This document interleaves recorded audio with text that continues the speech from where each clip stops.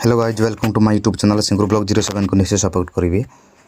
आज मु Rayagada Honda showroom रे मोर एक अनुभव आपण मानक सह भाग करिवार जाउछि। मु मोर बाइक सर्विस कराइबा पई सकाळ 10टा रे शोरूम को पहुंची थिली, किंतु दुखर विषय दीर्घ समय धरि अपेक्षा करने को पड़ा। ग्राहक भाव में समयर मूल्य अत्यंत जरूरी एवं भल सेवा प्रत्येक ग्राहकंकर आशा। होंडा एक विश्वस्त ब्रांड होइथिले मध्य ग्राहक सेवारे आहुरी उन्नतिर सुजोग रही। मोर एही वीडियो रे उद्देश्य काहाको दोष देवा नुहे, बरं ग्राहकों समस्या को सम्मुख रे आनिबा। आपण मानक मध्य एपरि कोनोसी अनुभव थाइतिले कमेंट रे निश्चय जणांतु। वीडियो भल लागितिले लाइक शेयर कमेंट सब्सक्राइब करबा को भूलिबेनी। 两种生活态度和追求的不同，你向往的自由我无法给你，我想要的安稳你无法体会。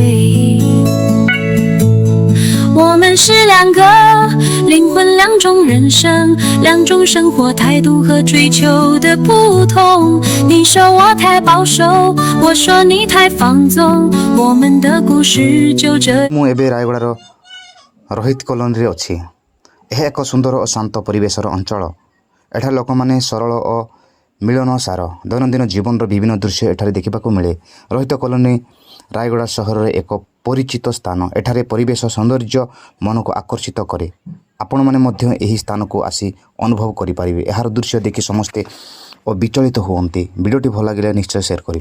北京的你忙碌得像一只风，在喧嚣的都市中匆匆，灯红酒绿下有你忙碌的身影，繁华的世界你却孤独地前行。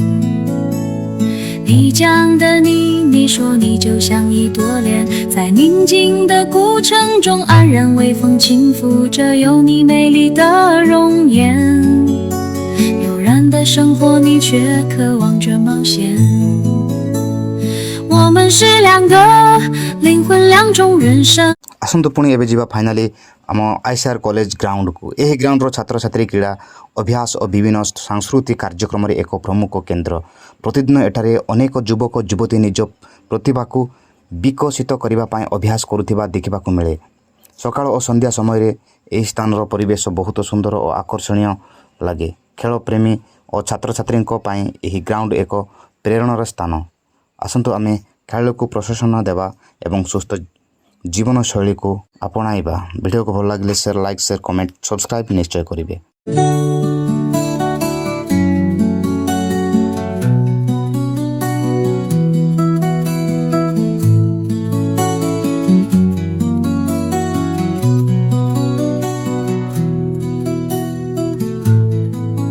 北京的你，你说你已经忘了梦，在现实的压力中沉重。